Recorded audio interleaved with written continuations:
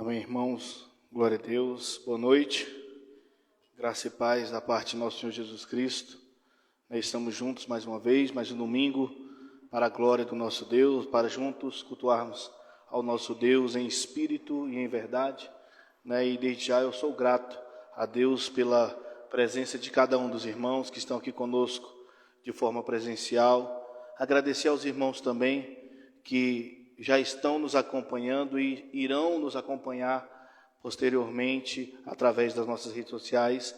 Que Deus abençoe grandemente a vida de cada um dos irmãos. Mais uma vez, mais um domingo, mais um início de semana para a glória do nosso Deus, iniciando a nossa semana com o pé direito, aquele termo popular, o pé direito, e principalmente para nós cristãos, na casa do nosso Deus, cultuando Ele em espírito e em verdade. Desde já eu gostaria de convidar os irmãos a se colocar de pé para juntos iniciarmos esse culto orando a este Deus maravilhoso.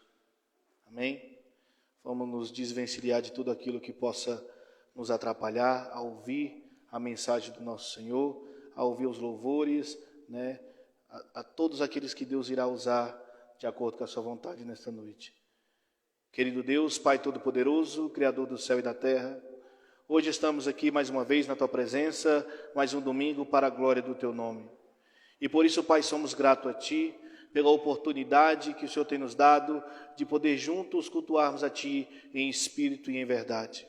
Se conosco nesta noite, mais uma vez, que a palavra, que os louvores aqui entoados venham ser para a glória do Seu nome, não pela capacidade daquele que louva ou daquele que prega, mas pela capacidade do Teu Espírito que nos capacita na Tua verdade e na Tua palavra. Se conosco nessa noite, abra os nossos corações, os nossos olhos, os nossos ouvidos para a Tua palavra, para os Teus louvores, para que juntos possamos nos alimentar espiritualmente da Tua verdade, da Tua justiça, do Teu amor, para que nós possamos sair daqui saciados e fortificados em Ti, pedra de esquina angular. Em nome do Teu Filho amado Jesus e pelo Espírito Santo que nos capacita, é isso que eu te peço e te agradeço em nome de Jesus. Amém e amém. Então, desde já, convido o grupo de louvor para estar louvando ao Senhor.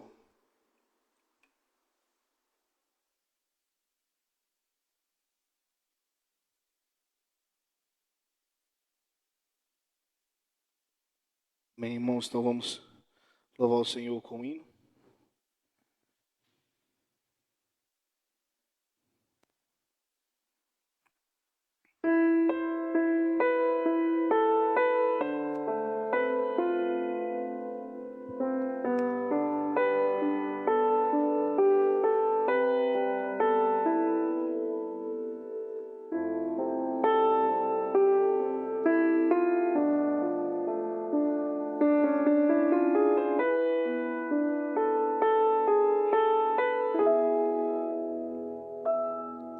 Senhor, eu sei que Tu me sondas, sei também que me conhece. Se me assento ou me levanto, Tu conhece meus pensamentos. Quer deitado ou quer andando, sabe todos os meus passos. Ainda que haja em mim palavras, sei que tudo me conheces.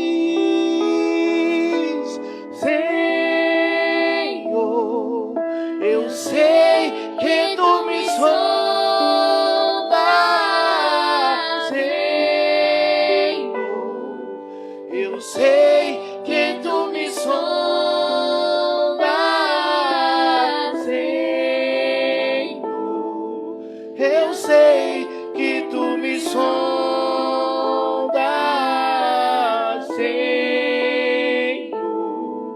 Eu sei que Tu me sondas.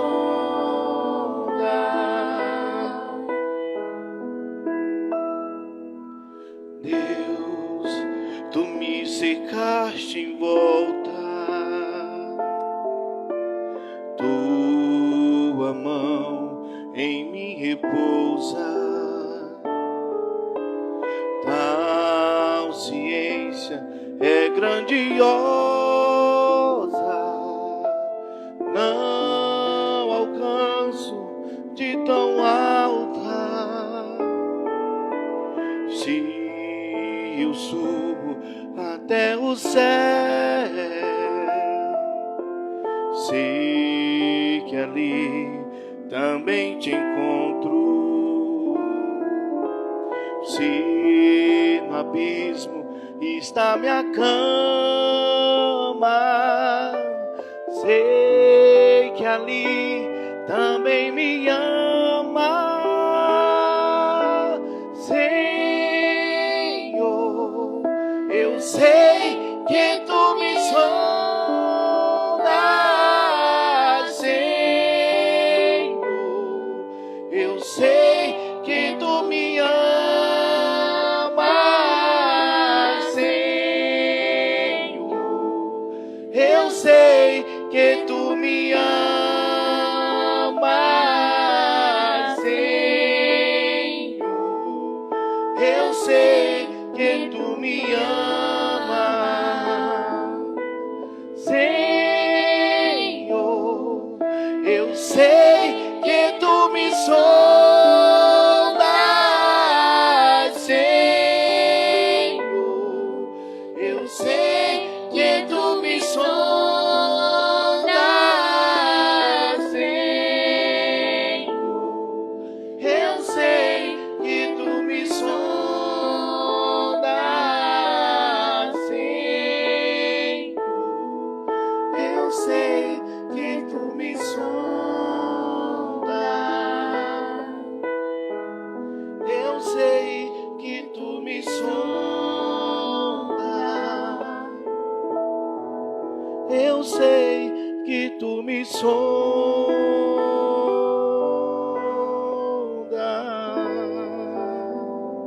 Agradecemos a oportunidade.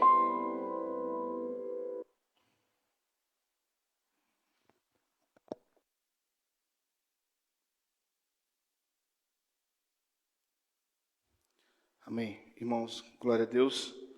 Então, hoje, mais um culto, né? Mais uma continuidade de mensagens expositivas, né? Pregações nas cartas. Hoje, nós vamos ter a oportunidade de aprender com o nosso pastor Lucas, né? Pastor Júnior Lucas, a mensagem a respeito do livro, né? Na carta de Paulo aos Romanos, ali no seu... com o seu tema, né? Aquele que julga, aquele que pensa estar de pé, cuide-te para que não caia. Cuidado para não cair, né? E esse tema é bastante relevante, bastante expressivo, né? E eu tenho a responsabilidade de trazer alguma reflexão relacionada a esse tema de hoje. Eu trarei algo rapidamente, sucintamente a respeito disso, em algo que nós já conhecemos bastante na carta, né, no Evangelho de Jesus Cristo, conforme o relato de Mateus, né? Nós estamos estudando aí todas as quintas-feiras e aprove Deus cair em um tema, né, propício a este capítulo. Nós vamos ver o porquê. Eu peço que os irmãos abram então Evangelho de Jesus Cristo conforme o relato de Mateus, capítulo 7.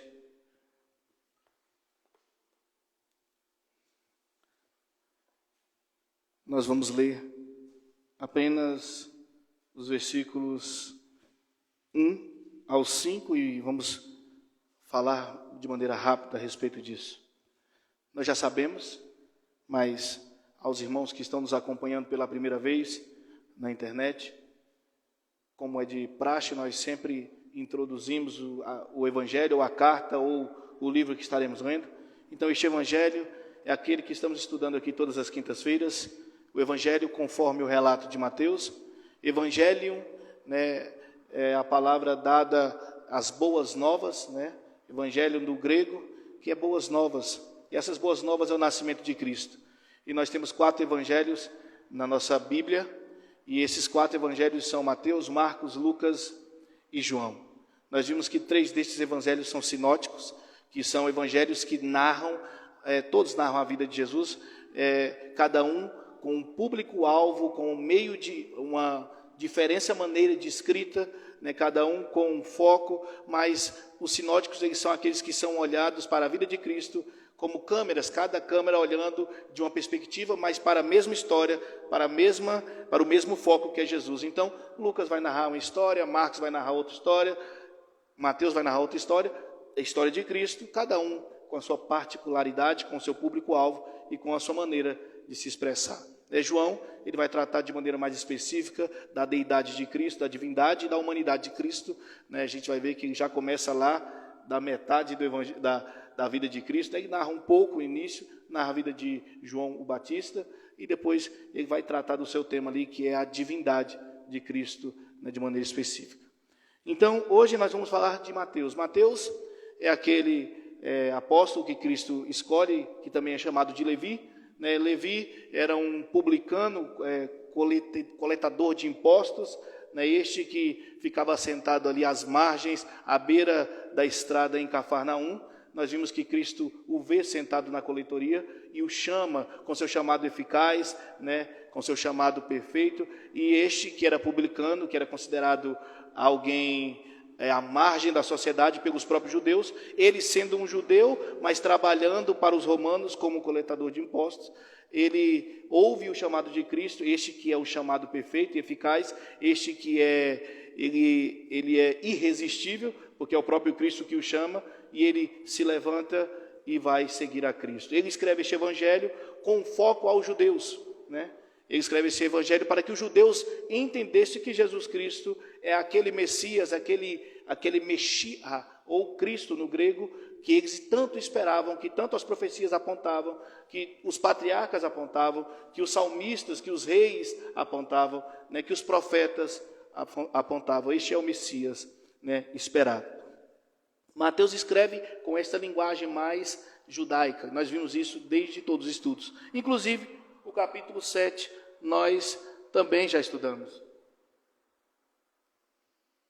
Estamos no capítulo 12, E nós sabemos que os capítulos 5, 6 e 7 fazem parte daquele chamado Sermão do Monte, E Cristo ele está ali no monte, pregando e ensinando aqueles que estão ali ao seu lado, à sua volta, ele como mestre ensinando aos seus discípulos, a respeito das verdades do reino de Deus. Ele vai trazer de maneira prática e espiritual as verdades desse reino. Nós vimos que no capítulo 5, nós sabemos que ele vai tratar das bem-aventuranças, mostrando quais são as verdades espirituais e práticas de um cristão verdadeiro. Ele vai mostrar como nós tínhamos que viver, aventurados os pobres de espírito e outros mais. E nós vamos ver que no finalzinho do capítulo 5, 6 e 7, ele vai nos mostrar a prática da espiritualidade que ele iniciou no capítulo 5. E como essas práticas, ele vai também desmistificar a tradição que era dada naquela época. Porque o povo estava vivendo por mais tradição do que pela palavra de Deus. Aqueles que eram para ser piedosos na interpretação e na aplicação da lei, estavam colocando julgo nas pessoas, ao passo de que a lei de Deus não era mais vivida, e sim um julgo farisaico, legalista, religioso, que o povo vivia sendo carregando, martirizado por este julgo. E Cristo vem desmistificar esse julgo, vem reinterpretar, porque na realidade interpretar de maneira correta, porque o povo tinha pego por Moisés, Moisés recebeu a lei piedosa, a lei santa, a lei perfeita, passou, e o povo, pelas suas concupiscências, pelo seu coração, por não conseguirem viver na lei de Deus, eles começam a viver e trazer brechas e trazer outros caminhos para dentro da lei. E Jesus vem trazer justamente que a lei é perfeita e santa do jeito que é. E é muito mais profunda do que os fariseus, os legalistas, os religiosos pregavam naquela época. Neste texto, no versículos 1 ao 5, ele vai falar do julgamento. Mas não de qualquer julgamento. Leia comigo, rapidamente. Versículo 1. Não julgueis para que não sejam julgados. Porque com o juízo que julgardes, sereis julgados, e com a medida que medirdes, vós sereis medidos. E porque tu observas E porque tu observas o cisco que está no teu olho, no olho do teu irmão, e não percebes a viga que está no teu próprio olho? Ou como dirás a teu irmão: deixa-me tirar o cisco do teu olho, e eis uma viga no teu próprio olho? Versículo 5, ele diz: hipócrita, tira primeiro a viga do teu olho, e então verás com clareza para tirar o cisco do olho do teu irmão. Irmãos, nós sabemos que este versículo é bastante usado. Eu creio que os irmãos na vida cotidiana já têm visto esse versículo sendo usado de maneiras numerosas, principalmente para validar postura inadequada diante da mensagem de Deus. Principalmente para validar e testificar uma vida que não é pautada nos princípios bíblicos e divinos. Por quê? Porque toda vez que você vai falar algo a respeito da palavra de Deus, trazer a luz com clareza, essa luz ela confronta as trevas, ao passo de que as trevas não aguentam. Ao passo que as trevas, elas não suportam ouvir a verdade, a sã doutrina, e as pessoas partem agora para o julgamento. Não me julgue, não julgue porque você não sabe, só Deus pode julgar, só Deus tem o poder de julgar. Cristo aqui nesse texto, de maneira nenhuma ele está falando que o julgamento ele não pode ser exercido. O julgamento aqui que Cristo está proibindo é o julgamento hipócrita. É o julgamento pelas perspectivas humanas, pela concupiscência do coração, pela tradição, pelo não cumprimento dos preceitos de Deus. O que ele está falando aqui? Ele está falando dos religiosos, dos fariseus, dos judeus, escribas, fariseus, sacerdotes, que estavam colocando jugo nas pessoas. Eles não viviam mais pela lei de Deus, eles viviam pela sua própria interpretação do que a lei era para eles. E preste atenção, interpretação que era cabida somente para as pessoas, porque para eles mesmos não era aplicada. O próprio Cristo vai dizer que era para as pessoas fazerem o que eles diziam, mas não fazer o que eles faziam, porque eles não viviam o que pregavam. E olhe, mesmo a pregação não era uma pregação legítima, fidedigna à palavra de Deus, porque era carregada por tradicionalismo. Então Cristo está falando: olha, você quando for julgar alguém, perceba, ele não está proibindo o julgamento de maneira completa, porque a igreja de Cristo, no contexto, a igreja ou os piedosos, os sacerdotes, os fariseus, poderiam julgar se estivessem pautados nas Escrituras, se estivessem vivendo de acordo com os preceitos bíblicos, da lei daquela época. Porém, eles estavam julgando pela própria concupiscência, de acordo com o que eles queriam. Eles olhavam para uma pessoa e se a pessoa não fizesse gosto daquilo que ele achava correto, ele julgava, ele condenava, ele colocava aquela pessoa como pagã, como hipócrita, como à margem da sociedade. Eles estavam agora julgando de acordo com o seu próprio coração, não com a palavra de Deus, não com os princípios, não com a lei, porque os judeus vivem, em um sistema, nesta época uma monarquia, mas as leis civis, morais e cerimoniais eram derivadas da lei mosaica. Porém, esta lei mosaica já estava muito corrompida na mão desses que eram para ser piedosos. Então Jesus Cristo vê o contexto da religião da sua época, o contexto daquele povo que era separado para ser o povo de Deus, mas não vivia mais como o povo de Deus, e ele diz: não julgues para não ser julgado, porque da maneira que vocês julgam, vocês serão julgados. E esse é um fato. Porque, ele diz, e por que tu observas o cisco no olho do teu irmão, se no teu olho tem uma viga?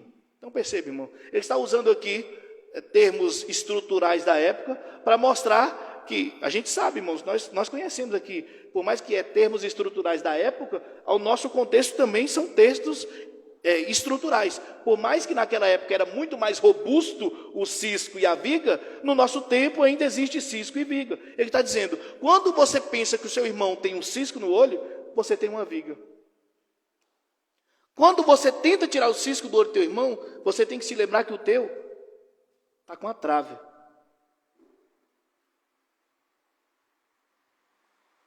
Julgamento com hipocrisia, irmãos, não é válido.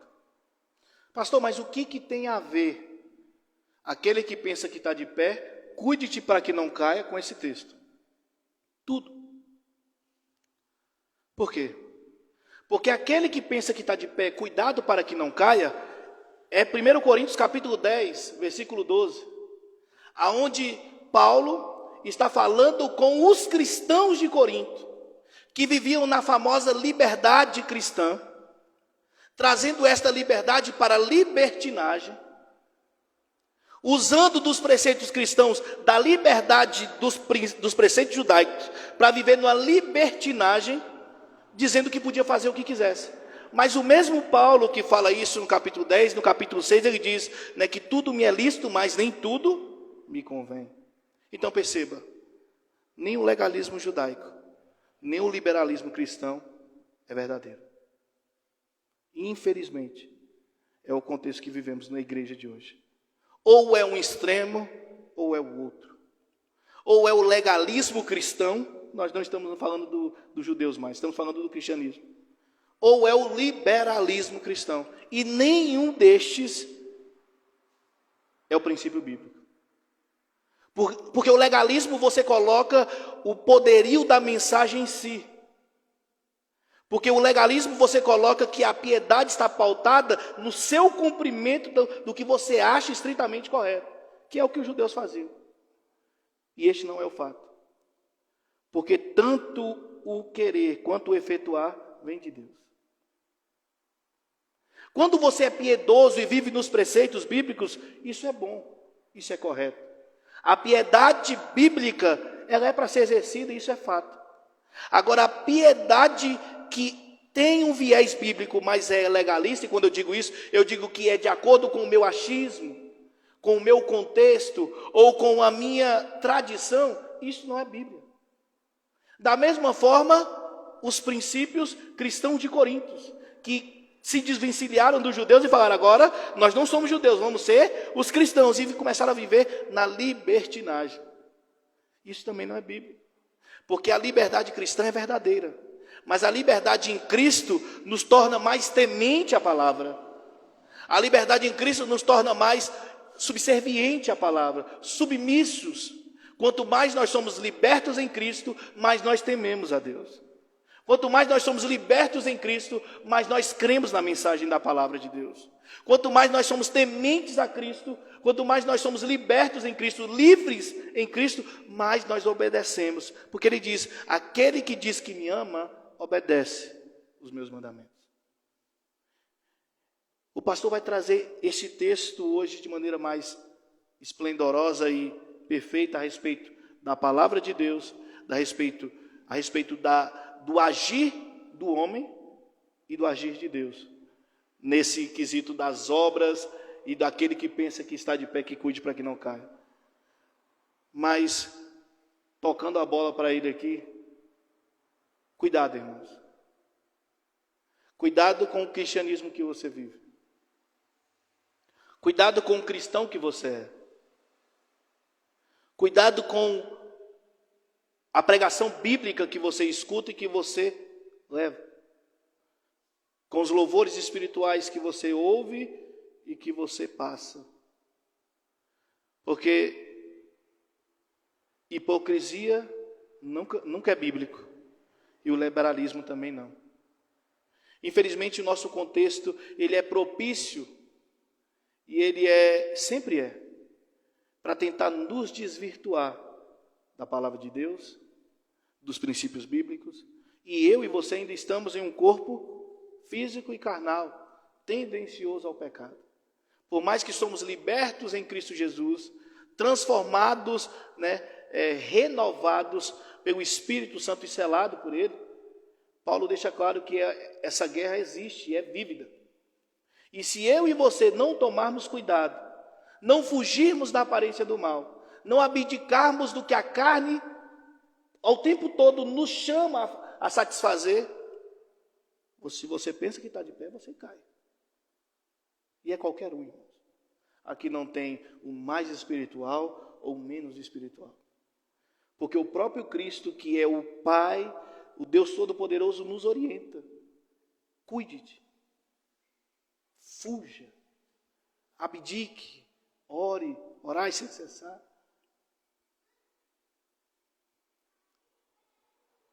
Aquele que pensa que está de pé, cuide-se para que não caia. Essa é uma mensagem tão vívida na igreja de Coríntios como é vívida hoje para nós.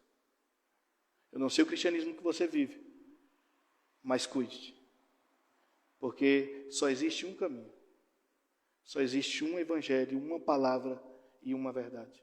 Se não é esta, outra não libertará. Amém? Glória a Deus. Rapidamente, para nós passarmos para a palavra, vou chamar a equipe de louvor e logo após eu gostaria de convidar o pastor Marconel para estar orando pelo pastor preleitor dessa noite, pastor Júnior. Deus abençoe.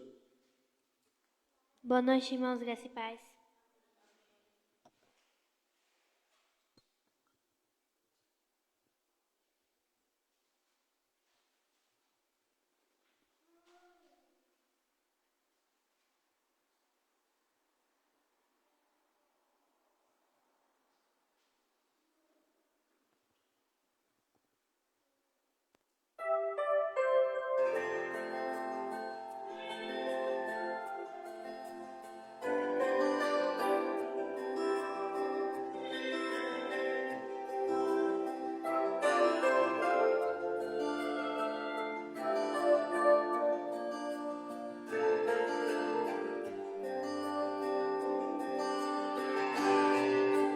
Pra te adorar, Senhor,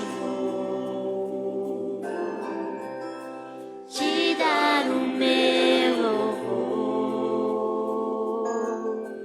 Quero me prostrar, vou me derramar aos teus pés, Senhor.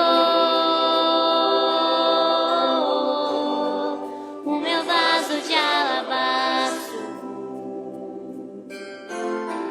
quero lhe oferecer. Me humilhe aos teus pés, porque santo tu és. Vem meu louvor receber. Sou pequeno e tão falho, não mereço teu amor, mas eu sei que mesmo assim o Senhor cuida de mim, um tão pobre pecado. Purifica as minhas vestes, com seu sangue remidor. Me ajude a ser fiel, eu quero chegar no céu e te abraçar, Senhor. Pra te adorar, Senhor, te dar o meu louvor. Quero me prostrar, vou me derramar aos teus pés, Senhor. O meu vaso de alabastro quero lhe oferecer. Me humilhe aos teus pés, porque santo tu és. Vem meu louvor receber. Sou pequeno e tão falho, não mereço teu amor, mas eu sei que mesmo assim o Senhor cuida de mim, um tão pobre pecado. Purifica as minhas vestes, com seu sangue remidor.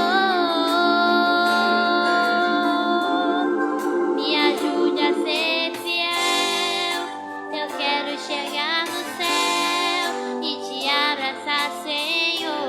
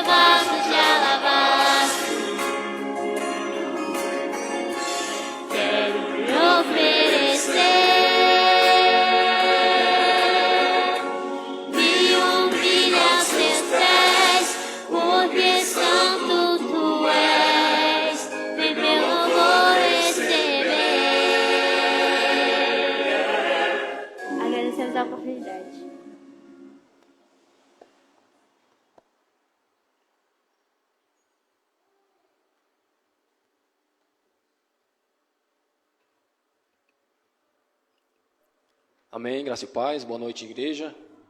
Vamos orar a Deus, vamos colocar de pé, pedir a bênção dele nesse momento, para que ele possa falar conosco, através do pastor Júnior, através da sua palavra. Senhor Deus, amado Pai, estamos aqui mais uma vez, prontos a ouvir a tua palavra, a tua mensagem, que a partir desse momento o teu Espírito possa, Senhor, abrir os nossos ouvidos, a nossa mente, o nosso coração, para que a tua palavra possa falar a cada um de nós de acordo com a tua vontade, que ela possa vir a exortar, a edificar, a transformar, a nos orientar, e que ela possa realizar em nós, meu Pai, aquilo que o Senhor lhe apraz. Nós te pedimos que, a partir desse momento, o teu Espírito possa nos guiar a toda a verdade. Nós sabemos que a única verdade é a tua palavra, a única verdade é o Cristo ressurreto, é o teu Espírito. Então usa o pastor Júnior, através do teu Espírito, para que ele possa nos orientar, nos guiar e nos dizer aquilo que nós precisamos ouvir essa noite. Que o nosso coração esteja aberto para ser frutificado através dessa palavra. Que essa palavra possa crescer internamente em nosso íntimo e possa vir a dar frutos. É isso que nós pedimos e nós te agradecemos essa noite. Em nome de Jesus. Amém. Boa noite, irmãos, graças e paz. A gente nunca deixa de agradecer a Deus, né, pela oportunidade de estar mais uma vez com os irmãos, aprendendo mais do Senhor. Ele tem cuidado de cada um de nós, nossa família. E nós que temos Deus no coração e buscamos a sua presença, nós só temos a agradecer a Deus por tudo. Tudo que Ele faz para nós é maravilhoso. Eu tenho aprendido a cada dia, irmãos, que mesmo naquelas situações em que a gente mais sofre, mais sente, quando tudo passa, a gente pode perceber e ver nitidamente o cuidado de Deus, o amor de Deus. Então é importante que a gente tome muito cuidado com aquilo que sai da nossa boca. Porque muitas das vezes o Senhor, aliás, todas as vezes o Senhor, Ele está cuidando de você. Ele está cuidando de nós. Mas não da maneira que a gente pensa ou acha que é certo. Mas da maneira que Ele que fez o meu corpo, fez o seu pensamento, o seu coração, Ele sabe como cuidar, como lidar com cada um de nós. Isso é lindo. E a gente passa a amá-lo cada vez mais, porque nós sabemos que nós somos tão imperfeitos, nós somos tão egoístas, nós somos tão fracos, irmãos. E a Bíblia fala que nós somos fracos, incapazes de controlar até um pequeno pensamento. E ainda assim Ele tem cuidado de nós. Imagina que nós estamos falando de um Deus eterno, Criador de todas as coisas, que não precisa de um homem para nada. Ele é totalmente autossuficiente em todas as coisas, mas ainda assim Ele cuida de mim e de você. E hoje nós vamos dar início ao 2º capítulo do livro de Romanos. Graças a Deus saímos do capítulo 1, vamos adiante, e Deus é bom o tempo todo. Hoje o tema dessa noite, o pastor já trouxe uma introdução muito poderosa acerca daquela pessoa que pensa que está de pé. Ela pensa que está servindo a Deus. Ela pensa que ela está de bem com Deus, que ela está alinhada com a vontade do Senhor. Ela fala com o irmão, ela exorta o irmão, ela admoesta o irmão, como se ela fosse um ponto de referência de moral. E a Bíblia diz que nós devemos tomar cuidado, porque tudo aquilo que a gente diz, tudo aquilo que a gente faz, a gente vai prestar conta. E hoje, irmãos, nós que somos tidos como cristãos, filhos de Deus, nós temos que ter isso latente, vibrante em nosso coração todos os dias. Aqui enquanto estivermos nessa terra, nós representamos a igreja do Senhor. Então o mundo já olha para nós com um olhar crítico, procurando defeito, procurando algo para acusar. E diga-se de passagem, não tem sido difícil encontrar falhas. Pelo contrário. Pelo contrário. O nome cristão hoje se banalizou. Não porque a igreja do Senhor, ela está banalizada. Porque pessoas que se auto-intitulam cristãos, mas não vivem o evangelho, ou pelo menos o evangelho que é apresentado aqui na Bíblia, tentam denegrir a igreja do Senhor, mas ela não vai conseguir, porque é Deus que cuida da sua igreja. E Paulo, quando escreve essa carta aos Romanos, ele vem tentando mostrar para as pessoas, para os religiosos, que ele vem não com sua própria inteligência, com a sua própria palavra, pregar o Cristo. Ele vem confrontar a religião, ele vem confrontar a tradição, ele vem confrontar a inteligência humana que tenta explicar, que tenta falar quem é Deus e não consegue. Paulo, por muitos anos da sua vida, estudou muito a lei do Senhor. A gente conhece a história de Paulo, que foi estudou bastante, foi fariseu, estudou com Gamaliel, conhecia a lei de ponta a ponta. Ele era versado, ele era doutor na lei. Interessante que, quando o Senhor Jesus chama Paulo para uma missão, e no decorrer desses anos o Senhor vem tratando diretamente com Paulo, Paulo chega à seguinte conclusão: eu não sei nada, e nem posso nada. Na verdade, miserável homem que eu sou, que achava que conhecia ou podia fazer alguma coisa. Eu estava lutando com todas as forças, mas do lado errado. E quantas vezes nós, irmãos, passamos por situação igual a Paulo, achamos que estamos fazendo algo para adorar a Deus, achamos que estamos aconselhando alguém de uma maneira correta, servindo a Deus, e não estamos. E aqui nesse capítulo 2, Paulo já inicia dizendo, portanto, nós vamos ler hoje, irmãos, do 1 até o 6. Portanto, tu és indesculpável.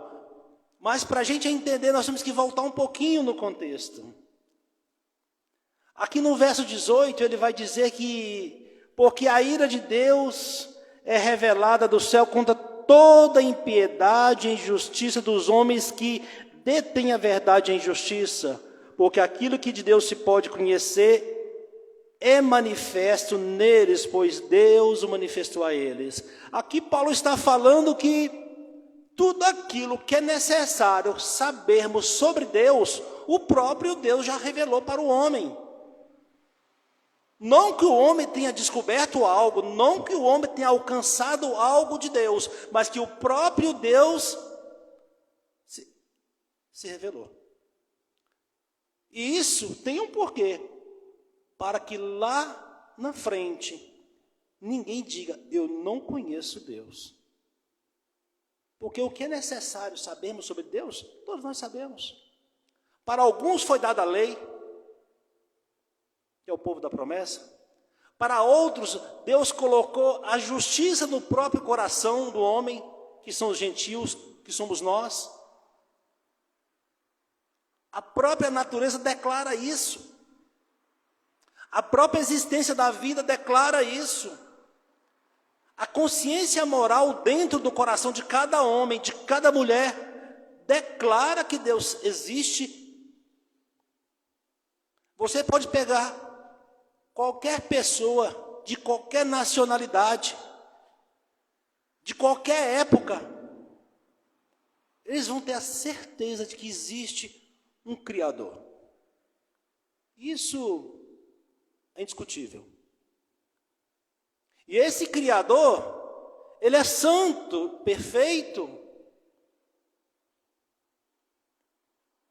E ele deixou a sua vontade, a sua lei escrita para um povo que ele separou para si antes que ele fizesse todas as coisas, antes da fundação do mundo. E esse povo de Deus, que Deus separou para ele mesmo, ele selou cada um com o seu Espírito Santo, para que eles não sejam confundidos.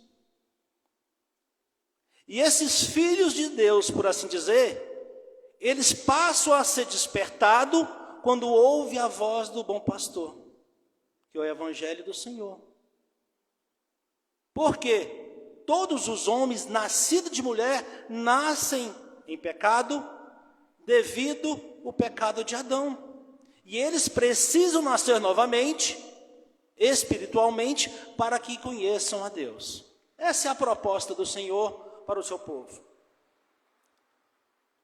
A questão é que você sabe quem nasceu de novo? Ou melhor, você sabe se você nasceu de novo? E como é que eu posso saber, ou pelo menos perceber, se eu ou meu irmão é um nascido de novo, é um nascido em Cristo Jesus, é uma nova criatura? Porque não está estampado, não tem selo na testa, não tem auréola na cabeça, não tem uma marca. Não tem como eu ou você distinguir quem é e quem não é filho de Deus, adotado, enxertado na videira verdadeira. Você pode andar em todas as igrejas do mundo inteiro.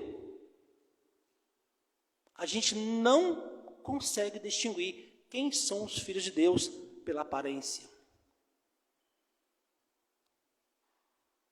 Mas a Bíblia nos orienta que pelos frutos nós podemos conhecer essas pessoas. Então, irmão, o tema dessa noite diz que aquele que pensa que está de pé, ou seja, ele não tem a certeza, ele pensa que está de pé. Ele tem que tomar cuidado para que não caia, porque eu quando estava preparando essa ministração, eu lembrei do Billy Graham, de um testemunho que ele deu acerca de uma traição que ele cometeu contra a sua esposa. Isso é notório e público, está nas redes sociais, não tem problema eu falar. Ele foi a púlpito, pediu perdão para a esposa, para a igreja, e se retirou do púlpito e voltou para a cadeira. Porque ele estava envergonhado com Deus. E Billy Graham foi um dos maiores pregadores da sua geração. Ele levou o evangelho a milhões e milhões de pessoas. Muitas pessoas foram despertadas através das mensagens de Billy Graham. Mas aquele que está de pé, cuida para que não caia. E o que é cuidar para que não cair, irmão? É saber quem somos. Nós temos que nos conhecer melhor para que a gente evite de tropeçar, de cair. Porque nós, quando nós nos conhecemos melhor, nós passamos a ter mais domínio sobre nossas fraquezas, porque nós vamos buscar aquele que tem a fonte de toda a sabedoria, que é Deus, que é Jesus Cristo. Ele diz que sem mim nada vocês podem fazer. Então Paulo trouxe aqui, no verso 18, que a ira de Deus, ela se estende é revelada do céu para todas aquelas pessoas. Então todo mundo conhece a Deus, e todo homem é indesculpável. E depois Paulo vem discorrendo e vem falando que, no verso 20, porque as coisas invisíveis desde a criação do mundo são claramente vistas e sendo entendidas por meio das coisas que foram feitas. E mais adiante ele vai no verso 24 e diz: portanto, tendo conhecido a Deus, não glorificaram como Deus, nem foram agradecidos, mas se tornaram vãos em suas imaginações. Então, o homem, ele tem a oportunidade de ver a Deus de reconhecer que existe Deus, porque isso já está nele, ou de uma forma ou de outra, mas ainda assim, pela vaidade do seu coração, ele não aceita Deus. Por quê? Porque aceitar Deus não é questão de você aceitá-lo como Deus. Aceitar a Deus é você se submeter à sua palavra, à sua vontade. Então, se você perguntar em qualquer igreja, você aceita Deus? Você é cristão? Você aceita Jesus? Irmão, geralmente 100% levanta a mão. Até porque já está dentro da igreja. Se não tivesse, não seria por quê. Mas serve a Deus, seguem a Deus, se submete à sua vontade.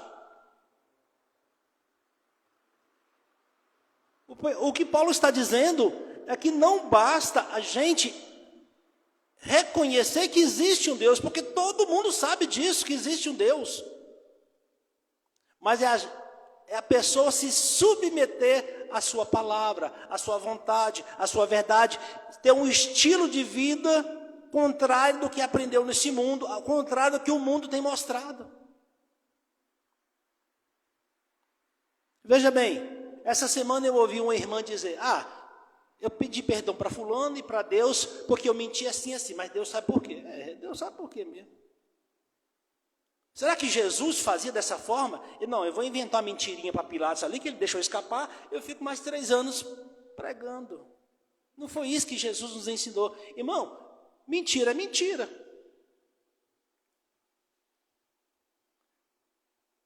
Falar a verdade, viver a verdade, é só para quem é cristão de verdade, porque por causa do meu nome, por causa da verdade, vocês vão ser perseguidos. E ninguém gosta de um cristão verdadeiro. Essa é a verdade. Ninguém gosta, porque a pessoa não quer mentir, não quer roubar, não quer enganar, não quer entrar nos esquemas. Então, essa pessoa é chata, é quadrada, antiquadra, é atrasada. Só que ao fazer isso, ao se negar a viver em conformidade com as coisas do mundo, essas pessoas estão cuidando para que não caia. E esse é o cuidado da mensagem de hoje. Então, aquela pequena mentirinha, aquelas pequenas deslizes que a gente costumava fazer. O cristão que tem Cristo, que está buscando a Cristo, que está buscando a santidade, ele vai largando essas coisas. Porque nada neste mundo vai atraí-lo, a não ser morar com Deus, a não ser a presença de Deus, a paz que excede todo entendimento. E qual dos irmãos que está me ouvindo nessa noite não tem passado por problemas, por tribulações, mas isso não tem tirado a tua paz? Não tem nada que roube a paz do cristão verdadeiro, meu irmão. Você pode chorar, você pode espernear, você pode perder sono, mas você sabe que Deus tem um controle. A parte humana, ela sofre. Nós somos fracos, irmãos, a gente não suporta viver nesse mundo de tanta mentira, de tanto engano, de tanta corrupção. Se não fosse o Espírito Santo, a gente não suportaria nem estar de pé. E parece que a terra está rodando 3 vezes mais rápido. Os dias estão voando, os meses, os anos estão voando, a violência está triplicando. E nós sabemos que isso tem que acontecer.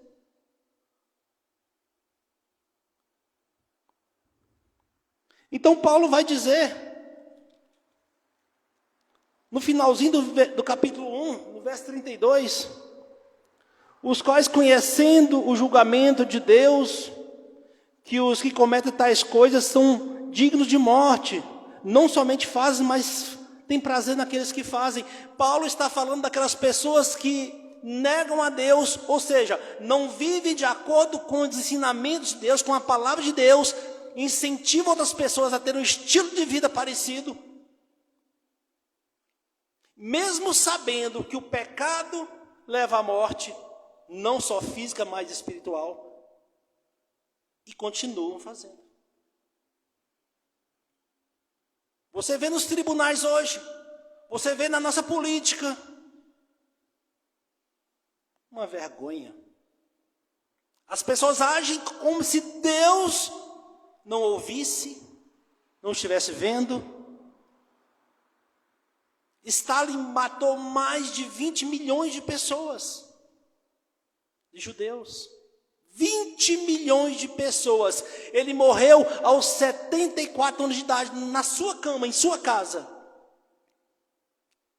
Talvez tenha pensado, nada me aconteceu. Morri com boa idade, não fui preso, não aconteceu nada. Vai se conhecer o mistério de Deus. Uma coisa a Bíblia diz: todo pecado tem seu preço. Naquele grande dia, quem não pagou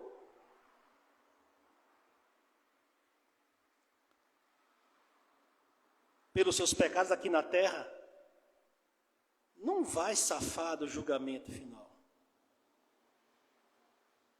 O Senhor Jesus, Ele virá para buscar o seu povo, no grande tribunal, onde muitos vão ser justificados e outros condenados.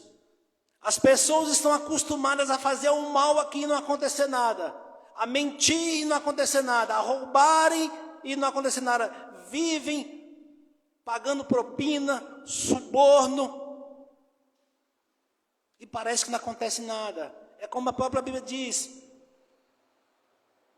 o Deus deste mundo lhe cegou o entendimento, a sua consciência está cauterizada. A pessoa fez algo errado, com medo, aí daqui a pouco não aconteceu nada. Aí adiante faz de novo, e virou normal. Se você vê uma pessoa um matador de aluguel, por exemplo, ele mata de manhã, vai para casa almoçar, deita, dorme no dia, uma vida normal, ele não sente nada, a mente está cauterizada. Então as pessoas que vivem neste mundo perdido, que não temem a Deus, eles vivem de maneira com que, achando que Deus não existe, que não vão prestar conta.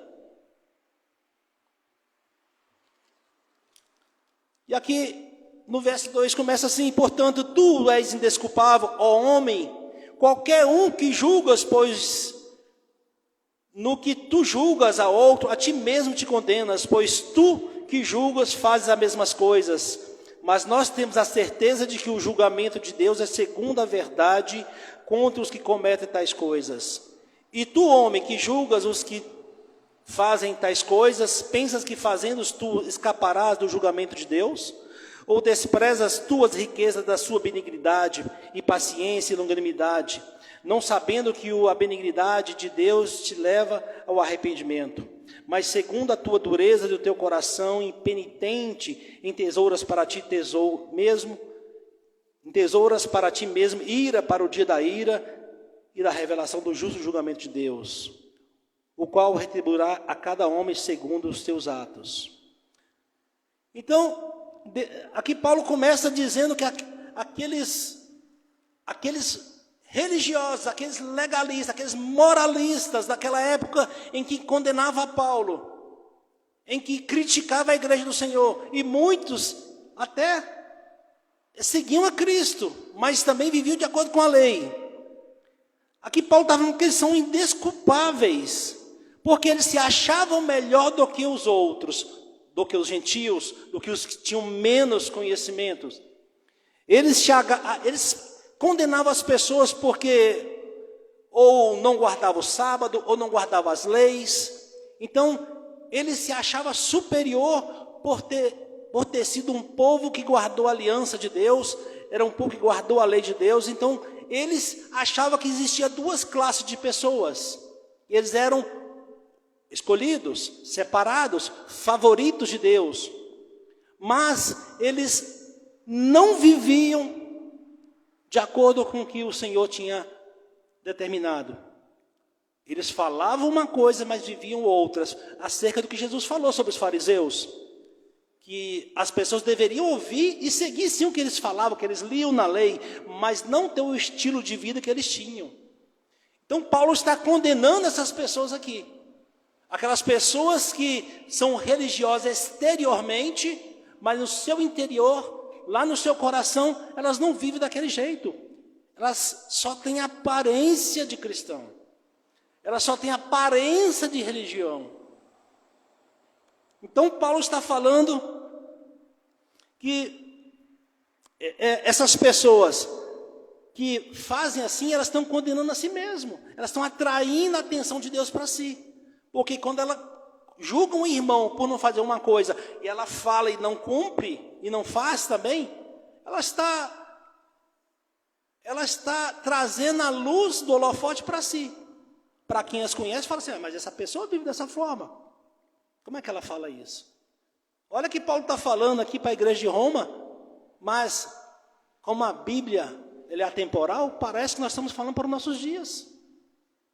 Quantas igrejas, quantos cristãos hoje, moralistas, chamam a atenção de pessoas na igreja, nas redes sociais, mas quando você vai pesquisar a vida da pessoa, está um desastre.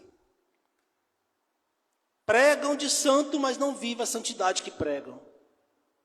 E no verso 2, mas nós temos a certeza de julgamento de Deus, é segundo a verdade contra os que cometem tais coisas. E tu, homem, que julgas os que fazem tais coisas, pensas que fazendo tu escaparás do julgamento de Deus? São essas pessoas que acham que vão escapar do julgamento de Deus. São pessoas que acham que, pelo fato de nunca ter acontecido nada, tem uma vida regalada, próspera, são bem vistos, bem quistos, acham que Deus não está olhando para eles, acham que eles estão certinho. Hoje, nós, nos nossos dias, nós podemos falar sobre igrejas monstruosas de grande, que tem em vários países do mundo, riquíssimas, que pregam a palavra. O Paulo falou, a gente não conhece a intenção, mas estão pregando a palavra. Mas nos bastidores fazem coisas que só Deus sabe. Essas pessoas não temem a Deus, elas acham que pelo fato de estar no púlpito, falando a palavra de Deus, vão escapar da ira de Deus. É isso que Paulo está falando. Todo mundo vai passar pelo crivo de Cristo. E o julgamento de Cristo, irmãos, é diferente do julgamento do homem, porque o julgamento de Cristo ele é justo. Se nós temos como exemplo o julgamento aqui na terra, por exemplo, no tribunal, a gente pega um juiz que vai julgar uma causa entre duas pessoas, baseado na documentação que é apresentada, fraudadas ou não, verdadeiras ou não, ele se baseia naquilo. Mas o justo juiz não. Ele conhece a intenção e o coração de cada um. Ele sabe o porquê que ele fez isso ou aquilo. Então, ele sim, o julgamento dele é justo. Porque para nós, muitas vezes alguém faz algo errado, mas você não pode julgar a intenção. Para nós, alguém está fazendo algo bom, mas você não sabe julgar a intenção. Mas Cristo sabe. É por isso que ele nos orienta, não julguem uns aos outros. E esse não julgar não é no sentido de nós não chamarmos a atenção, não admoestar o irmão que está vivendo uma vida promíscua, uma vida errada, uma vida que vai levá-lo a cair. Nós temos sim que chamar a atenção do irmão, como Paulo diz, com amor, com a palavra, para resgatá-lo, para despertá-lo. É diferente.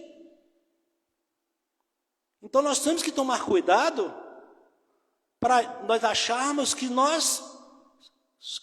para que nós não sejamos achados como santos de Deus, o que detém o poder, o que detém a palavra, o que detém o representante de Deus aqui na terra. Essa semana eu vi uma reportagem lá do Vaticano, do Papa que morreu, e sabia dos escândalos cometidos pelos padres sobre pedofilia, e nada fez. Nada fez.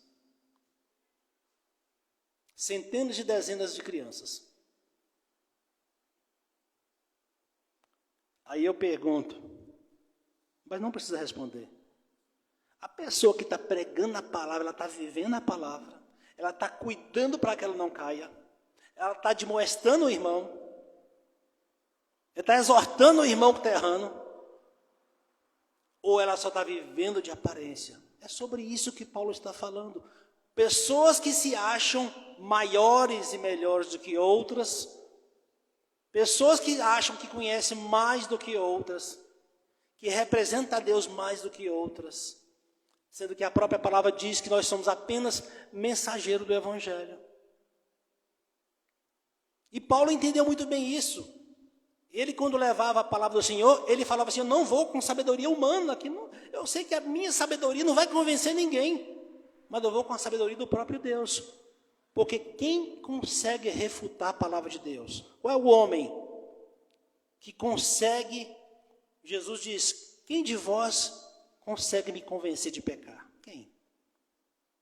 Deus é perfeito, Ele é santo e justo, Ele pode admoestar, Ele pode julgar.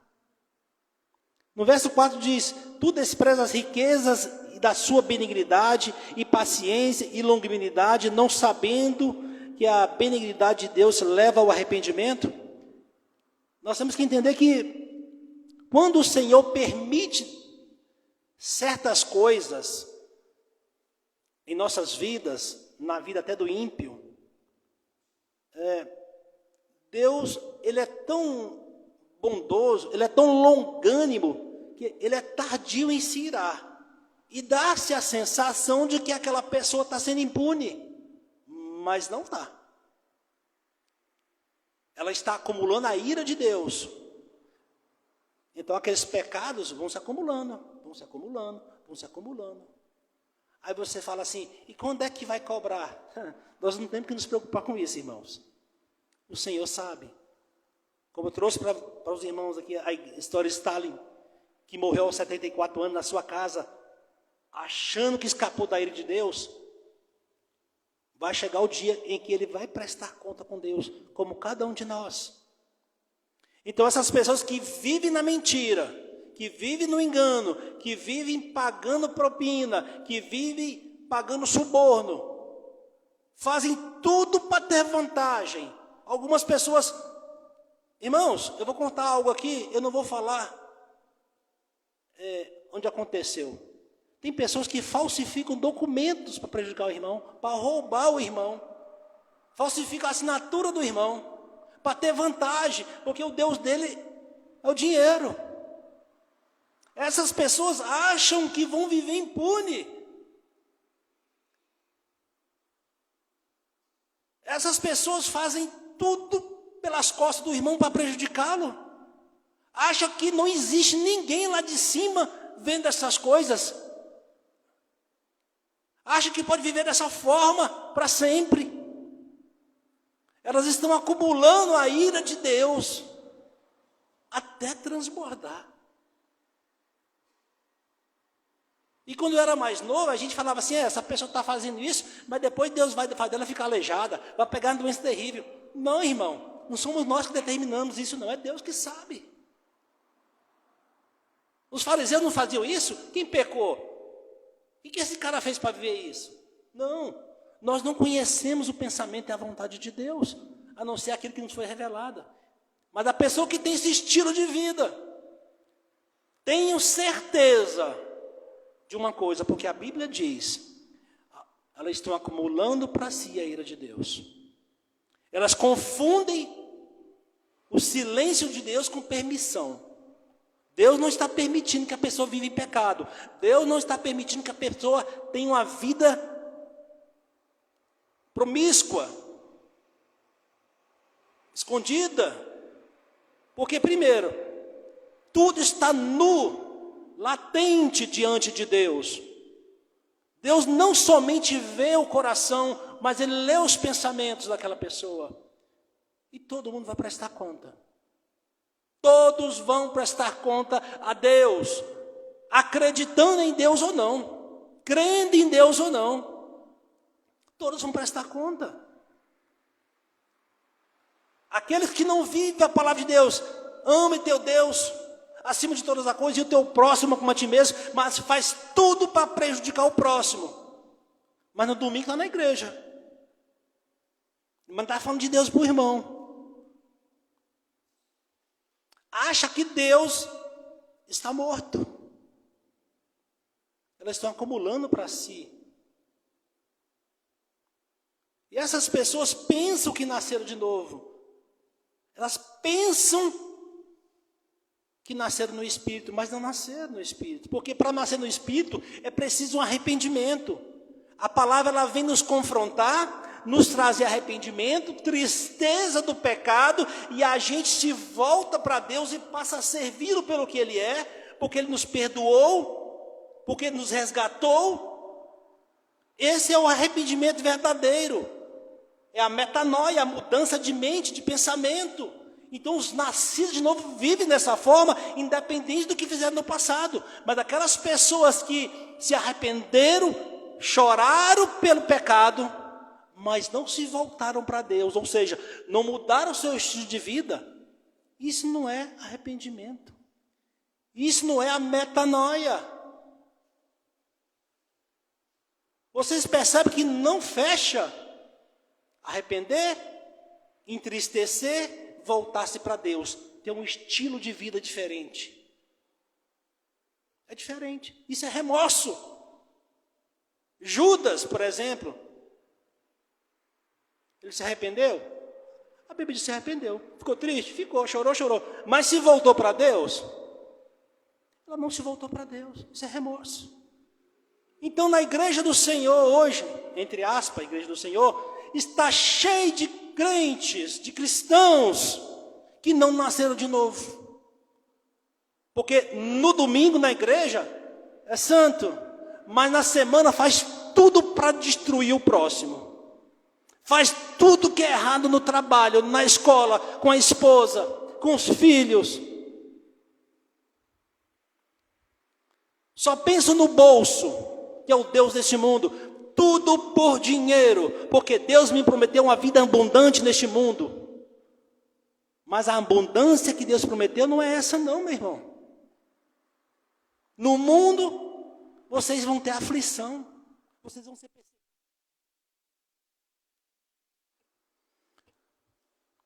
Então, é o avesso do que a Bíblia diz. Ou não estão lendo a Bíblia, ou não estão ouvindo o Evangelho, ou o coração está fechado.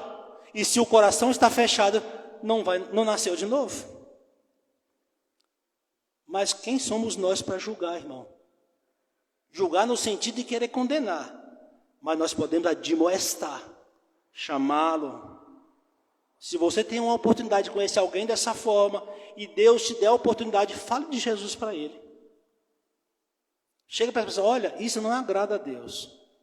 Ah, pastor, que conversa mais cafona. É verdade, é cafona mesmo. Vocês pegar uma pessoa que está vivendo dessa forma e chamar para falar de Jesus, é cafonice mesmo. Porque não seria cafona se você chegasse e falasse, é isso aí mesmo, aproveita a oportunidade. Que se fosse lá, se eu estivesse lá, eu faria mais do que isso. Porque cristão verdadeiro para o mundo é cafonice mesmo. Você não mentir é cafonice, você não trair é cafonice, você não roubar é cafonice.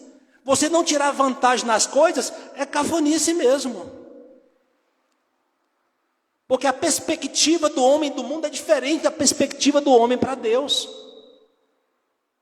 O rapaz ou a moça que não é casado ainda, que se cuida, que se guarda para o casamento, é cafonice para o mundo mesmo.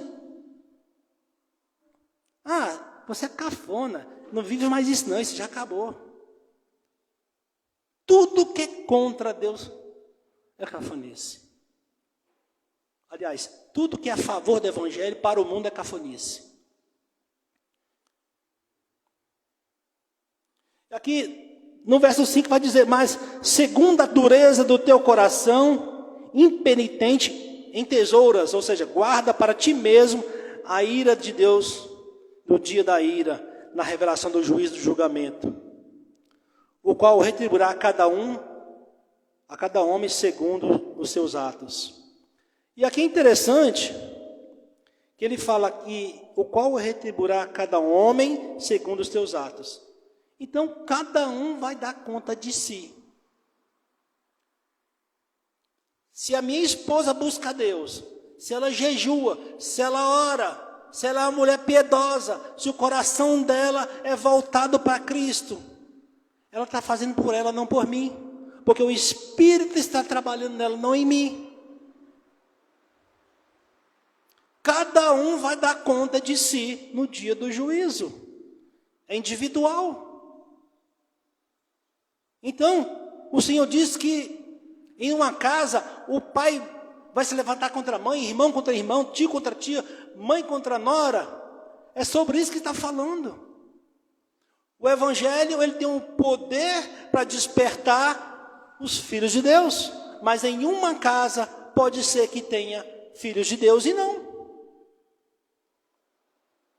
E quem é você, homem? Como diz Jesus, né? Quem é você para falar mal do servo alheio? Todos nós somos servos de Deus. Todos os homens nascidos de mulher é servo de Deus. Uns para honra, outros para desonra. Mas todos servos de Deus. Tudo para a glória dele. Aquele que pensa que está de pé, cuide-se, vigie, para que não caia. Aquele que se acha cristão demais, cuide-se para que não caia. Porque o que comanda a igreja do Senhor, a cabeça da igreja de Jesus, ele conhece o pensamento, a intenção, o porquê de cada coisa. Nós não somos, nem estamos, e jamais estaremos aptos para julgar uma pessoa. Por isso que em Mateus o pastor disse isso. Aquele cisco, aquele defeitinho, aquele pecadinho na vida do irmão, só pelo fato de a gente querer julgar com más intenções, já se torna uma trava em nossos olhos. Ou seja, isso prova que nós temos um problema tão grande que estamos vendo problema no outro que é nosso. E nós somos tendenciosos também a pegar algo, uma falha que está em nós, e não assumir que cometemos esse falha e passar para o irmão. Nós temos esse defeito também, nós como homens, como seres humanos. Aquela falta que há em mim, eu vejo no irmão, aí eu aponto. Mas eu não consigo ver em mim. Então, o ciscozinho lá eu estou vendo. Então, vamos tomar cuidado, irmão. Porque as ovelhas da igreja é do Senhor, não do pastor, não do mensageiro. O mensageiro, ele só vem trazer a mensagem que o Senhor já deixou e já revelou através do teu Espírito Santo. E quando o Senhor usa qualquer homem, em qualquer época, em qualquer esfera social, para falar a palavra de Deus, saiba que esse homem é simplesmente o alto-falante, é simplesmente o mensageiro. A palavra, ela é dirigida pelo Espírito Santo, que discerne no coração de cada um da maneira que ele quer. Então não há poder em mim nenhum, não há poder no pregador nenhum, para mudar o coração de ninguém. Assim como João Batista. Ele veio para trazer uma palavra de arrependimento, para preparar o caminho. Então todo aquele que o Senhor levanta para levar o Evangelho do Senhor, está preparando o caminho para que o Senhor ali faça morada, para que o Senhor desperte.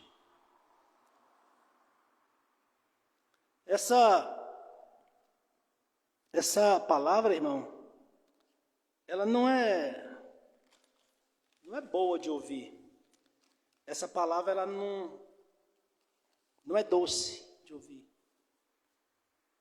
Mas se nós formos olhar em toda a Bíblia, nenhuma palavra de Deus é doce de ouvir. Porque o Senhor não veio agradar ninguém. Ele veio fazer a vontade do Pai. E nós, como os filhos de Deus, co-herdeiros em Jesus, nós temos que segui-lo. Levar o Evangelho da verdade. Onde Dinheiro não tem que comprar. Posições sociais não tem que comprar.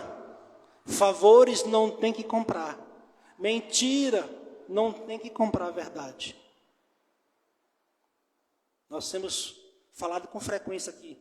Servir a Deus, como o Senhor tem nos orientado através da sua palavra, é inegociável. É inegociável. Não importa quem te critique, quem te veja de maneira diferente. Não importa o que pensem, é inegociável. Para nós, irmãos, que somos cristãos, estamos esperando aquele grande dia glorioso que o Senhor virá nos buscar. A verdade é inegociável. Só existe um Senhor, e esse Senhor é Jesus Cristo, o Filho do Deus vivo, que morreu por mim e por você, que nos resgatou da morte de pecado, e fez com que seu Espírito Santo morasse em nós, e nos deu forças para resistir o pecado, e nos convence todos os dias para nos dirigirmos a Ele, em gratidão, na esperança de que Ele virá.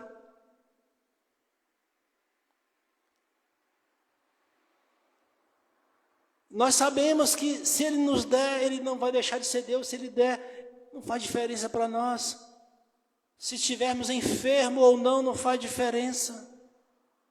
Se a gente estiver passando por aflição ou não, não faz diferença.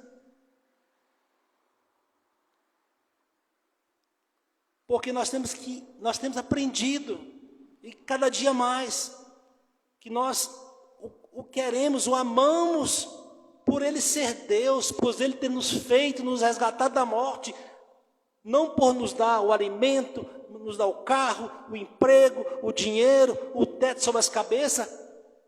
Isso Ele faz para o mundo inteiro, para o ímpio e para o justo. Esse Deus que muitas pessoas ainda não reconheceram como Deus, porque se eu for servir a Deus, eu vou ter que parar de roubar. Se eu servir a Deus, eu tenho que parar de beber. Se eu servir a Deus, eu tenho que parar de fazer isso. Eu não posso mais ter uma vida dessa forma. Eu não posso mais ter 10 mulheres. Eu não posso ter 10 homens. Eu não vou servir agora, não. Não se preocupe, Deus não está te chamando. Deus chama os seus. E os seus, num determinado momento, que Ele pré-estabeleceu, vai ser despertado para a glória dEle. Então, irmãos, para encerrar, nós temos que ajudar uns aos outros. Com a doutrina da palavra, com a verdade de Jesus, não com a nossa verdade, mas para a glória dEle. E a glória dEle é amar Deus acima de todas as coisas e o nosso irmão como a nós mesmos. Como é que você gostaria de ser amado? Como é que você gostaria de ser tratado? Como você gostaria de ser cuidado pela pessoa que está do seu lado, na sua casa, no seu trabalho? É isso. Assim como Ele fala com o marido e com a esposa. É uma só carne. Cuide como se estivesse cuidando de você mesmo. Como é que você gosta de ser cuidado? Você gosta que mintam para você? Você gosta que te maltratem?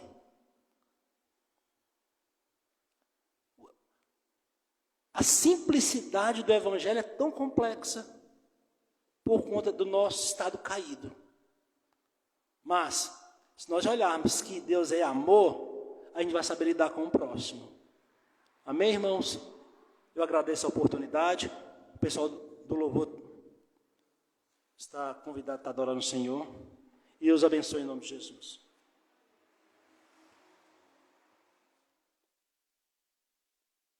Boa noite, irmãos, graça e paz.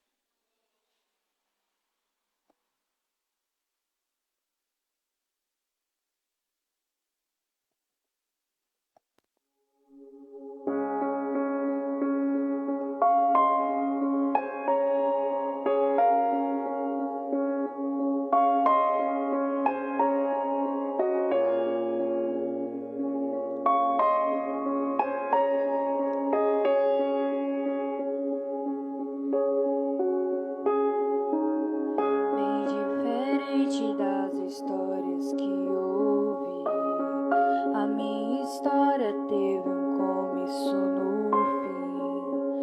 Quando o inferno pensou ter vencido, Jesus tomou a chave que me fez cativo. E esse amor perfeito me fez entender que, diferente das histórias de TV, na minha história Cristo é o mocinho e na vida real o maior vilão sou eu. Ganhar o mundo e perder a mim, estar no caminho e não chegar ao fim. Na minha luta do meu eu contra mim mesmo, os meus gigantes são os meus próprios desejos, e o que sai contamina mais do que entrou. Só Deus sabe o perigo de um homem sem amor. Olhar pra cruz é como olhar para um espelho, reflete a glória que revela os meus defeitos. Na vida real o maior vilão sou eu. Na vida real o maior vilão sou eu.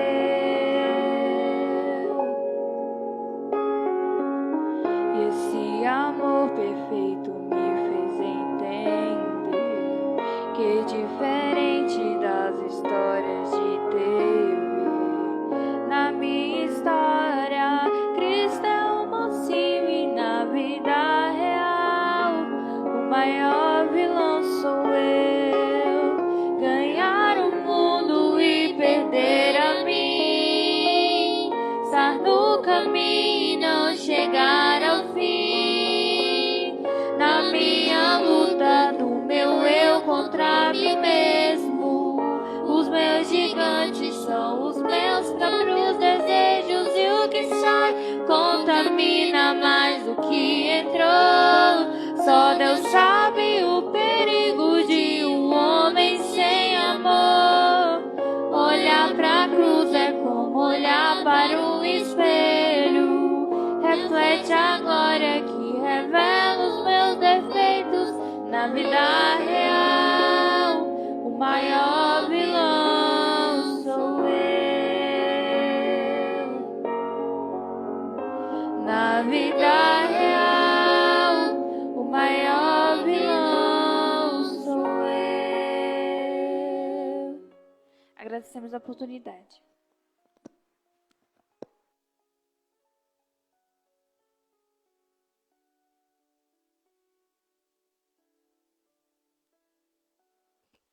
Amém. Glória a Deus. Graça e paz, irmãos. A palavra que foi trazida pelos dois pastores nos traz um alerta muito profundo e muito sério. Aquele que está de pé, cuidado para que não caia. Nas duas palavras aqui ministradas, é notório que o contexto que foi trazido daqueles líderes religiosos que pregavam, que ensinavam nas sinagogas, os fariseus, os mestres da lei, eles apenas eram religiosos, se mostravam religiosos de uma forma superficial, de uma forma apenas exterior. Eles não viviam da maneira que Deus havia estabelecido para que eles vivessem. Nós temos também que ter esse cuidado. Como é que nós temos vivido a nossa cristandade? Se nós somos cristãos, como é que nós temos vivido da maneira digna de tão grande salvação? O salmista, aqui no Salmo 103, Davi, ele, só no primeiro versículo, ele dá uma ordem para a sua alma. Ele diz assim: bendize ao Senhor, ó minha alma, e tudo que há em mim, bendiga ao seu santo nome. ele fala para ele mesmo, para a sua alma, para a sua essência, para o seu mais íntimo do seu ser, para que tudo que há em nós bendiga o nome do Senhor. Isso é viver de maneira digna, de sermos cristãos, e não só exteriormente, como aqueles líderes religiosos, como aqueles fariseus, aqueles mestres da lei, que nós possamos viver de fato e de direito, de forma digna, com todo o nosso ser, com toda a nossa essência, para que nós possamos refletir Cristo. Já pensou que responsabilidade nós sermos o reflexo de Cristo aqui nesse mundo corrompido pelo pecado? Que Deus abençoe a cada um, que nós possamos caminhar na fé, de fé em fé, buscando ser verdadeiramente cristãos, cuidando para que não caiamos. Aquele que está de pé, cuidado para que não caia. E só vivendo da maneira digna, vivendo aqui conforme o salmista colocou aqui no primeiro versículo do Salmo 103, com todo o nosso ser. Amém? Que Deus nos abençoe. Antes de encerrar, lembrar que todo domingo às 18 horas estamos aqui reunidos na Igreja O Caminho, quadra 10, lote 15, em frente à avenida principal aqui do setor oeste.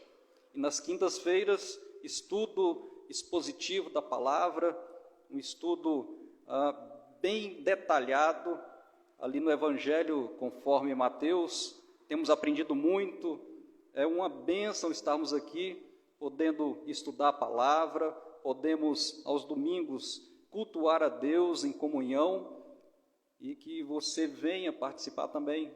É um privilégio, é uma bênção. Vamos ficar de pé, vamos orar, vamos agradecer a Deus por mais essa oportunidade. Amém.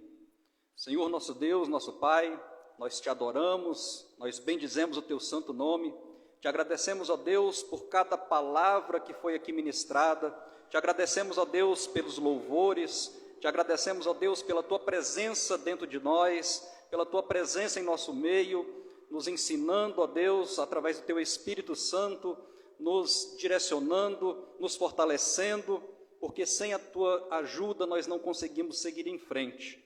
Nós te pedimos, ó Deus, que o Senhor abençoe essa semana, que o Senhor abençoe a cada vida que está aqui presente, a vida daquelas pessoas que estão assistindo de forma online, aquelas pessoas que ainda vão ver em algum momento essa ministração, que o Senhor possa tocar nos corações, que o Senhor possa, Deus, direcionar. Nós colocamos as nossas vidas nas tuas mãos, ó Pai, porque dependemos do Senhor a cada instante da nossa vida. Abençoa essa semana, abençoa, Deus, a tua igreja, e que nós estejamos sempre perseverantes na tua palavra, buscando a tua verdade e seguindo os teus caminhos. É o que nós te pedimos e te agradecemos, em nome de Jesus. Amém. Amém. Que Deus abençoe a cada um, em nome de Jesus.